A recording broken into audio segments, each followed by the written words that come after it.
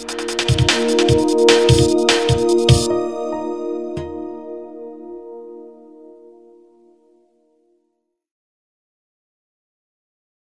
book was written with several kinds of readers in mind. Obviously, there are specialists in global communication, people who are interested in media in the Middle East, and people who are interested in the connection between media and politics. But it's also written as a series of thrillers. There's one story of a program called Superstar. Superstar is the equivalent of Pop Idol or American Idol. But the difference with American Idol, for instance, is that the contestants come from 24 nationalities. And so in the finale a couple of years ago of the second season of the show, there was a young Syrian woman who was competing on a Lebanese channel, and there were big time political problems between Lebanon and Syria. So that the woman was really afraid that she will not get a fair evaluation and a fair shake from the public.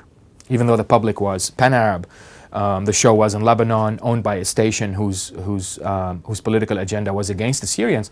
So she spent a couple of weeks saying, please vote for me because I'm a singer, not because of my nationality. She comes on stage in the finale, starts this incredibly difficult song, does a great job, and within a minute, a man who in all likelihood was her father, it was actually her father, basically storms the stage and wraps her in a big Syrian flag.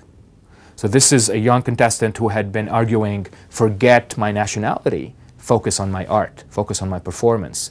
She was forcefully brought back to the fold of her national identity.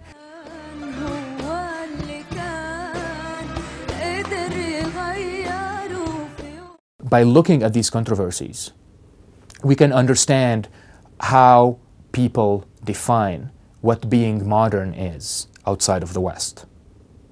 Because for the longest time, modernity has been equated with the Western world. And so the best way to understand these controversies is to, I think of them as a lab, where different social groups, religious groups, politicians, media institutions, businesses, advance claims in public discourse, defend them, attack rival claims, in order to experiment with various forms of modernity.